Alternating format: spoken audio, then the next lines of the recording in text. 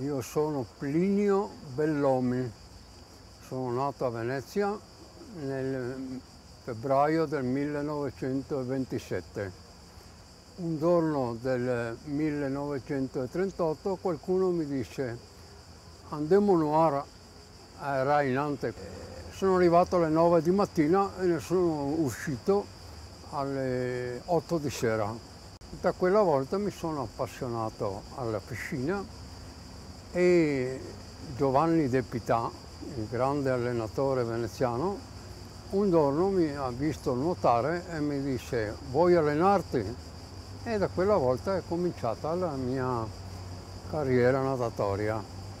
Giovanni De Pità era un impiegato delle Ferrovie dello Stato, cioè dei titolari di questa piscina, che veniva distaccato da maggio fino a ottobre a reggere amministrativamente, didatticamente e diciamo anche disciplinarmente la piscina.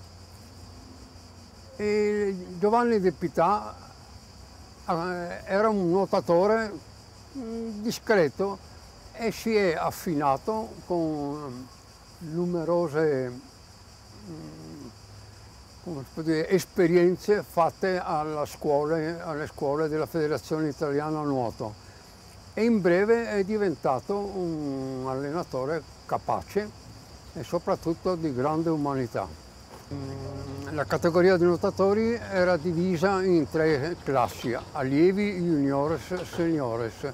Io ho cominciato come allievo. Dopo un po' di gare sono passato ai juniores e alla fine sono stato ammesso alla massima categoria dei seniores. Tutto questo nell'arco di una decina d'anni.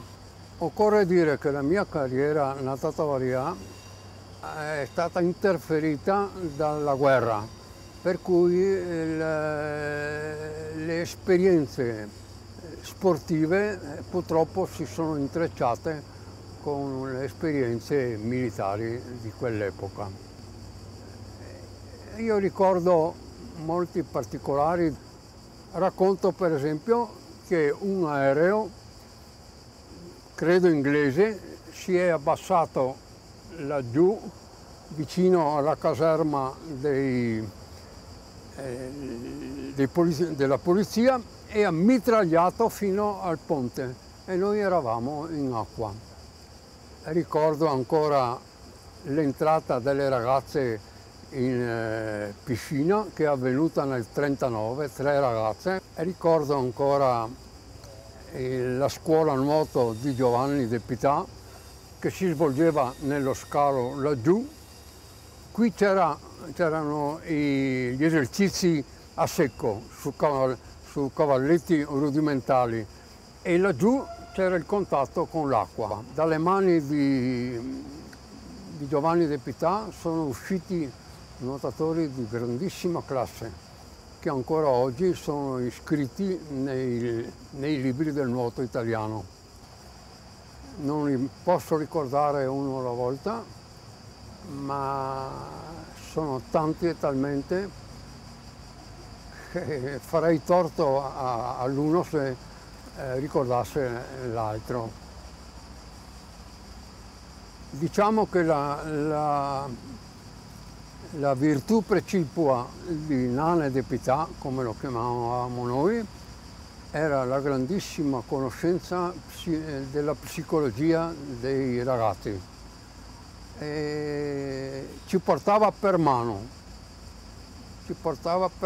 completamente, non solo nel nuoto, ma anche nella vita. Aveva dei principi morali assolutamente di tutto riguardo. Ogni anno c'era una garetta dalla ferrovia fino a Rialto. Poi un'altra gara era dall'isola di San Secondo fino al Ponte delle Guglie. E qualcosa ha fatto anche la Veneziana Nuoto, per la quale ho nuotato per lunghi anni. Io, per parte mia, ho vinto la Coppa Byron nel 1945 sul percorso da Piazzale Roma fino a San Marco, dove io e Giorgio Salvadori Sive Gesuà e ci siamo battuti dal primo all'ultimo metro. È stato qualcosa permettete di dirlo, di epico, perché 3 chilometri battendosi uno con l'altro, uno tentava la fuga e l'altro andava ad afferrarlo. Insomma, siamo finiti a 1/10 di distanza e con un abbraccio. Il declino del nuoto a Venezia è coinciso con la nascita di numerose piscine coperte nelle altre città. Questo ha creato un gap tale che non è stato più possibile superarlo, perché praticamente noi si nuotava 3 mesi, 4 all'anno e loro nuotavano tutto l'anno. Quindi direi che il nuoto veneziano si può riassumere in questi termini: mancanza della piscina coperta e quindi mancanza di possibilità di emergere in campo nazionale. Questo ha provocato l'emigrazione dei migliori nuotatori. Ho già accennato a Massaria, io sono andato a nuotare a Milano per la Canottieri Olona. Il professionismo era al di fuori completamente della nostra mentalità.